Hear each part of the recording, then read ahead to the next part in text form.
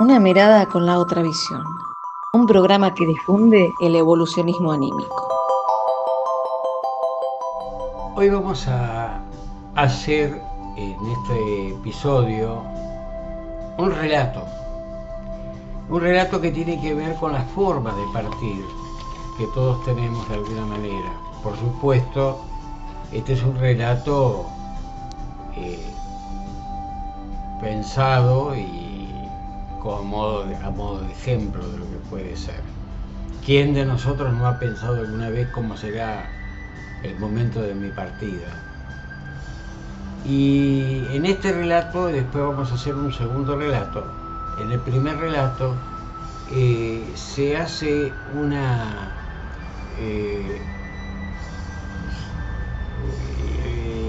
historia breve sobre la forma de ser de los pueblos, ¿no? De provincias, sobre todo, de regiones así alejadas de las grandes urbes.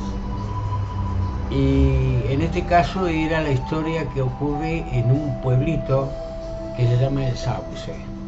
Disculpen si alguno se llama El Sauce en realidad. Supongo que debe haber. Es la historia de una señora que se llamaba Zulma. Zulma era una persona que desde chica había sido una trabajadora de campo y en esa trabajadora de campo había aprendido mucho sobre herboristería, sobre todo. Tenía un control muy bueno de eso y ella decía, bueno, yo en este momento voy a verlo y voy a ir a hacer una especie de lista de las cosas que se pueden hacer y aprendió cómo a tratar, porque las patologías del campo son muy llanas para atender y no hay a veces disponibilidad médica cercana o las personas de campo son más proclives a ir a lo sencillo. Zulma se hizo de un conjunto de saberes. Entonces sabía curar la culebrilla, sabía curar el empacho, sabía curar unas cuantas de esas situaciones difíciles que afectaban a la gente del pueblo y que muchas veces no podía ser tratada de otra manera. Y además había aprendido mucho de todo lo que era la parte de hierbas curativas, de los tés, de las cataplasmas, de cómo poner ventosas, esas cuestiones que tienen su valor terapéutico muy grande también, ¿no? Y entonces Zulma fue creciendo, formó su familia, tenía sus hijos y muchas veces era atacada porque no eran comprendidas por las personalidades del pueblo en sí misma. Pero en el campo la llamaban, la buscaban, la consultaban. No sé si ustedes conocen algunas cosas de estas, pero sí, cualquier cosita media que era un poco fuera de lo normal, la iban a ver a Zulma. Y Zulma, además de los tecitos, a veces daba agua. Y era un agua que ella hacía una especie de oración o bendición para darla a la gente. Y al mismo tiempo, en alguna medida, alguien le había explicado y le había enseñado a manejar ciertas energías. Entonces, ella, de la forma que lo había aprendido, lo podía hacer. Eso significaba una especie de lo que hoy sería un reiki. Imagínense, eso no se usaba en las provincias,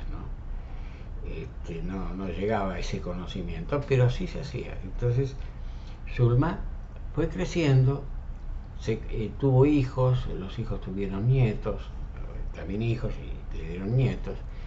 Y estaba el padre del cura párroco de la zona, que era un poco itinerante, iba de pueblo en pueblo, pero era de la localidad, que se llamaba Agustín.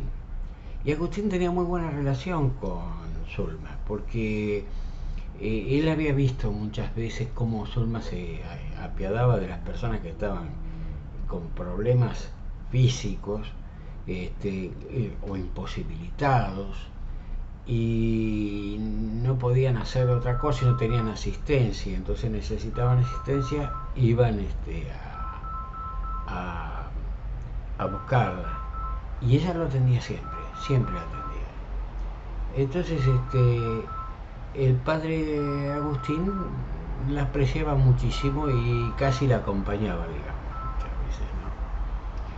Claro, el padre Agustín fue trasladado de un momento dado a otra parroquia y llegó un nuevo sacerdote que era el padre Francisco.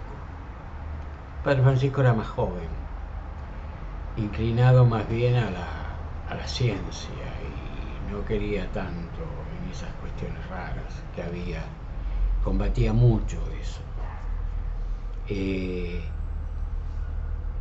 Así era la historia, que empieza con un relato donde el doctor Mariano, médico rural, que también tenía que caminar muchas leguas para poder llegar hasta donde estaban sus pacientes, a veces no tenían los remedios necesarios, entonces había que ir a buscar las cataplasmas de doña Zulma para atender eso. Y entonces el doctor Mariano se reía muchas veces con Zulma y se reunían muchas veces a charlar de estos temas, y él acompañaba siempre también ese tipo de curaciones. Se complementaban muy bien, había un equipo muy bueno, pero el padre Francisco no quería saber nada, buscaba siempre que la ciencia prevaleciera y que la gente fuera al hospitalito, aunque quedara a leguas del lugar. Y atacaba todo lo posible, todo lo que hacía Zulma, diciéndole que era una bruja y que la brujería no la quería. Fue pasando el tiempo y la gente medio como que la gente de lo que sería la parte de cabecera del pueblo, lo más poblado, medio como que le llevaban el apunte un poco al padre Francisco. Y el doctor Mariano se encontraba en el medio y no sabía cómo laudar las cosas. Y él le decía a Francisco: mire, Francisco, usted trate de entender que muchas cosas acá hay que resolverlas de una manera diferente y que resultan algunas cosas, no todo es tan así como usted dice de brujería. Bueno, en realidad fue pasando el tiempo y el padre Francisco seguía en lo suyo y seguía hablando así, tenía sus adeptos. Claro, llegó un momento que se produjo una fuerte infección, hubo una especie de epidemia muy grande en el pueblo, y el hospitalito no daba abasto y el médico no daba abasto con todo. Entonces se necesitó realmente, y el padre Francisco también trataba de contener lo más que podía, pero no sabía cómo. La verdad que no sabía cómo.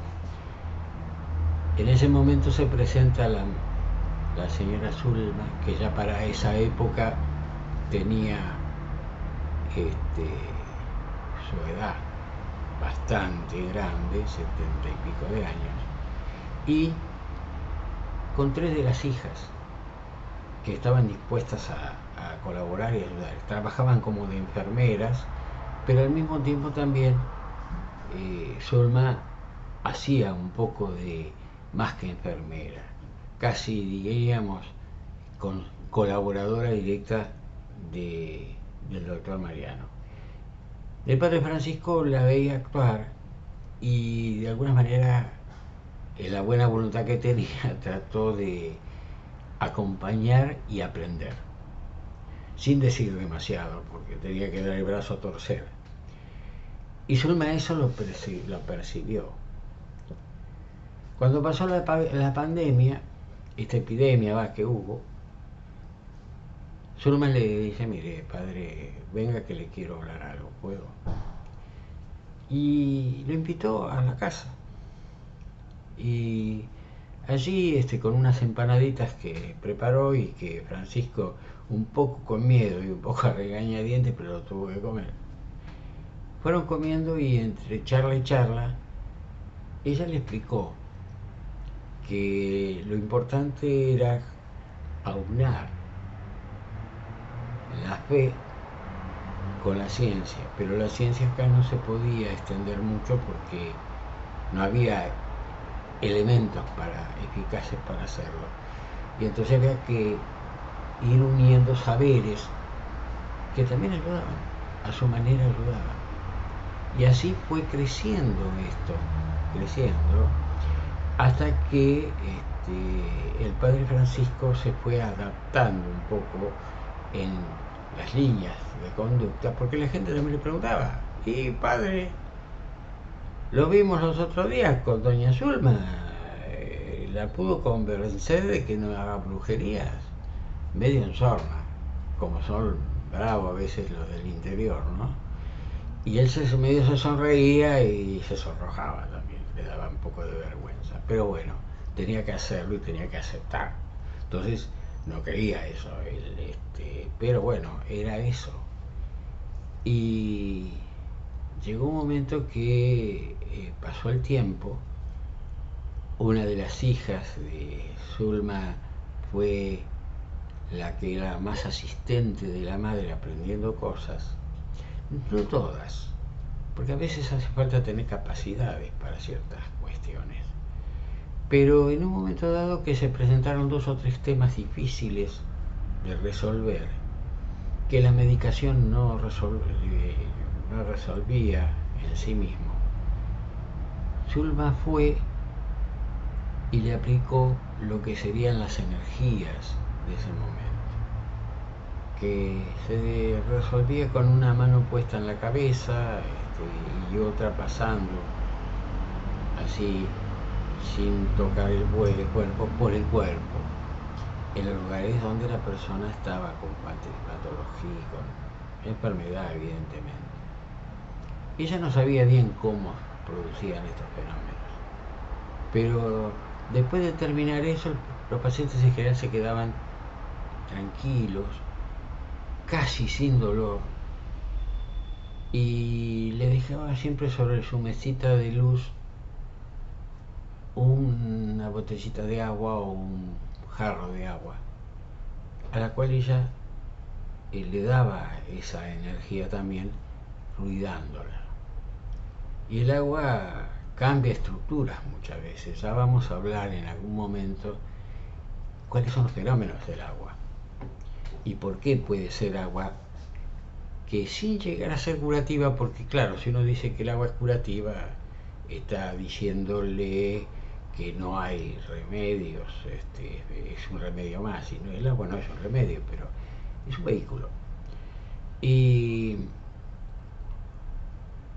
llega un momento donde Zulma, por una cuestión de edad, va perdiendo fuerzas y se va quedando ella cada vez más tranquila en su casa, más sedentaria, ya no hacía labores prácticamente y solamente atendía con la palabra, ayudando.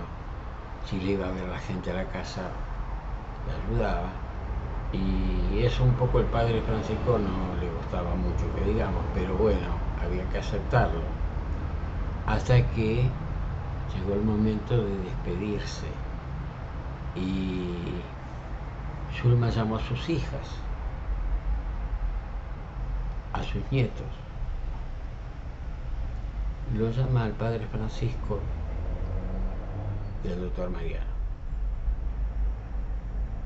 Y en ese momento le dice, estoy tranquila, estoy en paz.